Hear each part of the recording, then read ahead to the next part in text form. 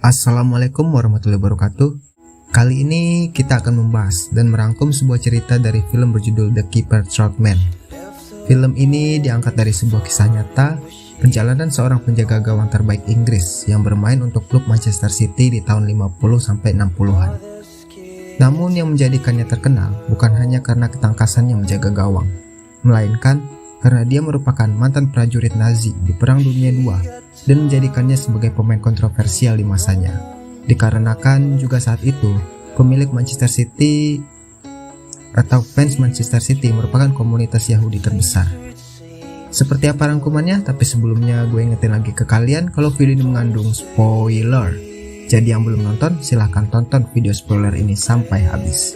Jika sudah dan kalian gak keberatan, saatnya kita lanjut.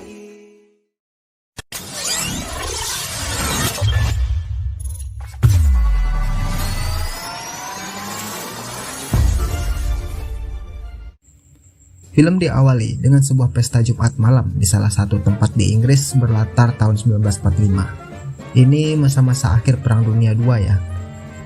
Tiba-tiba terdengar ledakan, yang mana itu merupakan sebuah bom yang dijatuhkan Jerman di Inggris. Kemudian scene berpindah ke pasukan tentara Jerman yang sedang melakukan misi. Namun mereka kalah dan ditangkap tentara Inggris. Mereka menjadi tahanan perang di sebuah kamp pelatihan prajurit Inggris. Dan salah satu dari mereka bernama Bert Troutman. Di sana dia berteman dengan seorang tahanan lain. Bert meminta rokok padanya, namun temannya tidak memiliki rokok itu. Keesokan harinya temannya menawarkan rokok, namun dengan syarat Bert mampu menepis setiap tendangan bola penalti dari orang-orang camp yang sedang bermain bola. Bert begitu amat tangkas, menangkap setiap bola yang melaju padanya. Seorang pria bernama Jack dan putrinya Margaret mendatangi camp. Jack ini merupakan seorang pelatih klub divisi 2 atau divisi 3 bernama St. Helen. Dia melihat Bert begitu tangkas dan Jack mengaguminya. Namun saat Margaret ingin ikut bermain malah menimbulkan keributan, sehingga Sersan Smith menghentikan permainan itu. Keesokan harinya, saat Jack sedang melatih pemainnya, dia melihat kipernya yang bernama Alfian begitu ceroboh dan bahkan membangkang padanya. Sepulang melatih, Jack mengantar putrinya untuk ke pesta dansa. Di sana Jack mendapat tantangan dari seorang tukang daging, yang mana jika Sabtu Jack bisa membawa timnya menang, dia akan menjual daging dombanya seharga 20 pound sterling. Namun jika kalah, Jack harus membayar 40 pound sterling. Mendapat tantangan itu, Jack masuk ke tempat pesta dan menyuruh semua pemainnya untuk pulang dan istirahat. Namun lagi-lagi Alfian membangkangnya. Hal itu membuat Jack begitu kesal. Keesokan harinya saat pertandingan akan berlangsung, Jack kembali ke kamp tentara. Dia menyogok kolonel untuk bisa membawa Bert keluar dari kamp. Dan singkat cerita, Jack berhasil membawa Bert. Dan walaupun awalnya Bert tidak mau bermain, akhirnya dia menyetujuinya dengan syarat Jack harus sering-sering membawanya keluar dari kamp itu. Di dalam ruang ganti, para pemain tidak setuju dengan adanya Bert karena menganggap Bert adalah seorang penjahat perang. Mereka menjadi ribut. Namun setelah diyakinkan Jack, akhirnya mereka membiarkan Bert bermain walaupun mereka tidak menyukainya. Dan pertandingan pun dimulai. Tepisan demi tepisan dilakukan Bert hingga akhirnya tim Jack berhasil menang dengan skor 3-0. Dan itu membuatnya sangat senang. Dimana klub St. Helen ini sedang berada di zona degradasi dan Jack pun mengantar Bert kembali ke camp setelah pertandingan selesai. Sesampainya di rumah, Jack malah dicuekin sama keluarganya karena telah mempercayakan tahanan perang sebagai pemainnya. Keesokan harinya, Jack kembali membawa Bert. Namun kali ini dia membawanya ke rumah. Di sana, Jack menyuruh untuk membantu tokonya. Dan berjanji jika masa tahanan Bert berakhir, dia boleh tinggal di rumahnya. Namun, tak satupun dari keluarga Jack menerimanya, terutama Margaret. Namun perlahan Bert mampu beradaptasi dan mulai akrab dengan keluarga Jack, dimulai dari adiknya Margaret yaitu Barbara. Dan diam-diam Margaret pun memperhatikan Bert, walaupun dia selalu memasang wajah kurang suka saat berhadapan dengan Bert.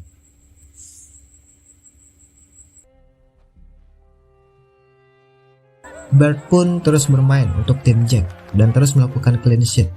Dan juga Bert terus berlatih meskipun dia tidak berlatih bersama timnya. Di kamp pelatihan, Sersan Smith memperlihatkan kekejaman tentara Nazi kepada orang-orang Yahudi.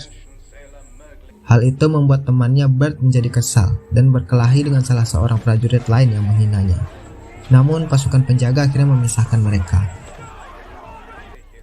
Bert mengingat kejadian di mana saat di kamp Jerman, salah seorang tentara Nazi mencuri sebuah bola dari anak-anak, dan salah satu anak mencoba kembali mengambilnya.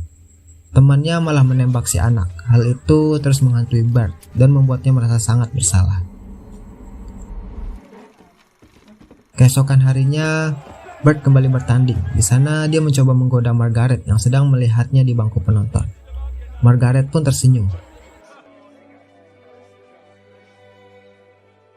Dan saat kembali ke camp, Bert begitu terkejut melihat temannya tergantung di toilet. Hal itu membuat Bert marah dan langsung menyerang Sersan Smith. Namun pasukannya mampu menghentikan Bert. Kemudian Sersan Smith mengatakan kalau Jerman sudah kalah, bahkan lebih cepat dari dugaan. Dan seharusnya minggu depan tahanan perang sudah harus dikembalikan ke negaranya. Jack yang mengetahui kalau tahanan akan segera pulang merasa frustasi karena mereka membutuhkan satu kemenangan terakhir untuk benar-benar bisa keluar dari zona degradasi. Namun akhirnya Bert malah kembali dan menemui Jack. Di sana mereka sudah bisa menerima Bert seperti keluarga. Keesokan harinya di pertandingan terakhir, di tepi lapangan ada seorang pria. Pria ini bernama Jock Thompson, seorang pelatih dari klub Manchester City. Dia melihat Bert begitu tangkas menyelamatkan gawangnya. Meskipun mereka kebobolan lebih dulu, namun akhirnya mereka bisa menang dan membalikan keadaan di babak kedua. Kemudian terlihat Jock Thompson datangi Bert. Di ruang ganti, Jack menanyakan kepada Bert apa yang dikatakan Jock Thompson. Bert pun mengatakan kalau dirinya ditawari untuk melakukan uji coba di Manchester City.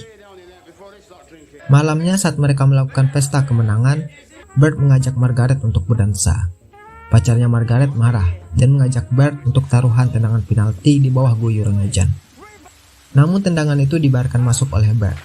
Bert pun mengatakan seberapa banyak pun pacarnya Margaret menendang, dia tidak akan mendapatkan Margaret. Malamnya Bert pulang dan mencoba meminta maaf ke Margaret. Namun Margaret tak kunjung keluar dari kamarnya. Sampai akhirnya Jack mencoba menghibur Bert. Setelah merasa tenang, akhirnya Bert kembali ke kamarnya. Namun ternyata di kamarnya Margaret sudah menunggu Bert. Dan mereka pun bercocok tanam di sana. Dan setelah kejadian itu mereka akhirnya menikah. Beberapa waktu kemudian Bert dan Margaret pergi ke Manchester untuk menemui Jock Thompson. Dan akhirnya Manchester City memperkenalkan Bert Trautmann sebagai pemain baru mereka di konferensi pers. Wartawan dipersilahkan bertanya apa saja. Namun wartawan ini malah menanyakan hal-hal yang tidak berhubungan dengan bola, sehingga menimbulkan keributan. Dan tersebarlah berita di koran kalau penjaga gawang Manchester City merupakan prajurit Nazi, membuat banyak fans Manchester City demo menolak kedatangan Bert Trautmann. Di pertandingan perdana mereka menghadapi Arsenal, namun komunitas Yahudi yang menjadi fanbase Manchester City saat itu merasa tidak senang, hingga akhirnya penjualan tiket pertandingan City sangat menurun. Di lapangan pun Bert mendapat tekanan dari para supporter Manchester meski Bert telah berusaha menjaga gawangnya. Namun akhirnya mereka tetap kalah. Di jalan saat turun dari mobil yang mengangkut pemain, Bert malah mendapat pukulan dari salah seorang supporter. Malamnya di markas Manchester City, sang manajer mengatakan kalau kita ini tim sepak bola, bukan tentara perang. Sudah seharusnya mulai memaafkan dan melupakan masa lalu. Dan hampir membuat keributan bagi supporter yang menolaknya. Tak lama Jack dan Margaret datang. Margaret pun memperkenalkan dirinya sebagai istri Bert. Di sana Margaret menjelaskan kalau Bert itu hanya memiliki dua pilihan, bermain bola dan menjadi prajurit. Meskipun dia prajurit Nazi, bukan berarti semua kesalahan masa lalu harus dilimpahkan semua ke Bert. Bert tidak sendirian. Sama halnya jika sebuah tim kalah, apakah akan menyalahkan kepada satu pemain saja? Di pertandingan selanjutnya, Bert pun semakin cemerlang menyelamatkan gawangnya dari gempuran-gempuran tembakan lawan. Hal itu membuat pemimpin fanbase Manchester City yang seorang rabi Yahudi akhirnya mulai menerima keberadaan Bert. Dan setelah mendengar ucapan Margaret, pemimpin fanbase itu pun mengeluarkan fatwa yang tertulis di koran, di mana orang-orang Yahudi berhak untuk beropini, apakah mereka suka atau tidak pada Bert Trautmann. Namun mereka tidak akan berhenti untuk terus mendukung Manchester City. Di tahun 1951, City kembali meraih kemenangan. Setelah pertandingan selesai, Bert langsung ke rumah sakit, di mana sang istri melahirkan putra pertamanya. Tahun demi tahun, pertandingan demi pertandingan akhirnya dilalui Bert dengan cemerlang.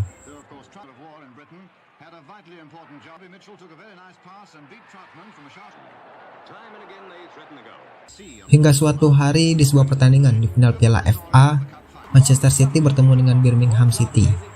Manchester City berhasil menyerangkan gol terlebih dahulu di menit ketiga. Namun Birmingham mampu menyamakan kedudukan sampai akhir babak pertama. Pertandingan babak kedua yang sudah berjalan 20 menit, akhirnya City bisa kembali menyerangkan golnya. Dan di akhir babak kedua, City kembali menambah gol dan meyakinkan City untuk juara Piala FA tahun 1956. Dan tentu saja ini juga berkat kecemerlangan Bert sang penjaga gawang. Namun sebelum peluit panjang berbunyi, Bert mencoba menangkap sebuah bola liar. Namun salah satu pemain Birmingham malah menendang kepala Bert dan membuat Bert cedera. Namun Bert terus bangkit sampai akhir pertandingan, yang mana Bert mengalami patah tulang leher. Dan saat memasuki ruang ganti, Bert terjatuh. Bert langsung dibawa ke rumah sakit untuk mendapat pertolongan. Bert pun selamat. Suatu hari Bert menelpon Margaret. Terdengar suara anaknya yang meminta es krim. Margaret tidak memberikannya, namun Bert yang mendengarnya menyuruh Margaret untuk membiarkannya. Sang anak pun dengan gembira pergi membeli es krim. Setelah kembali, bola yang dipegang sang anak terlepas dan bergulir ke jalan. Sang anak pun mengejarnya, namun sebuah mobil dengan kecepatan tinggi lewat dan menabrak sang anak. Sang anak pun tewas, membuat Bert dan Margaret begitu amat frustasi. Bert mendatangi makam anaknya. Di sana dia dihampiri seorang pria, yang mana dia adalah Sersan Smythe. Sersan Smythe juga sering mengunjungi makam anak dan istrinya yang tewas akibat bom yang dijatuhkan Jerman di Manchester. Di sana, Smythe menyuruh Bert untuk kembali bermain bola dan melupakan dukanya. Sampai akhirnya mereka berkelahi, dan itu membuat Bert mulai sadar. Kemudian Bert juga menyampaikan maafnya kepada sang istri. Bert merasa ini sebuah kutukan karena di zaman perang, Bert tidak menyelamatkan seorang anak yang ditembak prajurit lain saat mencoba mengambil kembali bolanya.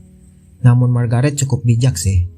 Dia mengatakan kalau itu anak mereka, jadi jangan membiarkan itu seolah kesalahan Bert saja. Margaret juga merasa amat bersalah. Dan setelah kejadian itu, akhirnya Bert kembali ke Manchester City. Sang manajer sangat menerimanya. Dan banyak pemain yang mendukungnya dan mengucapkan turut berduka cita kepada Bert. Dan saat itu, semua penonton menyoraki nama Bert Trautmann. Dari yang awalnya mencemooh, kini mengaguminya. Dan film diakhiri dengan perjuangan Bert Trautmann yang akhirnya pensiun di tahun 1964 setelah 545 kali bertanding untuk Manchester City. Setelah pertandingan terakhirnya, para fans membongkar gawangnya sehingga tak seorang pun berdiri menempati di antara posnya. Trautmann adalah pemain asing pertama yang terpilih menjadi English Player of the Year. Britania menganugerahi Trautmann sebagai Order of the British Empire atas kontribusinya dalam hubungan Inggris-Jerman. Dan dengan alasan yang sama, Jerman juga menganugerahi Bert Trautmann dengan Order of the Merit. Dan akhirnya Margaret dan Trautmann memiliki dua orang putra lagi. Margaret meninggal di tahun 1980, sedangkan Bert Trautmann meninggal di tahun 2013 silam. Rest in peace Trautmann.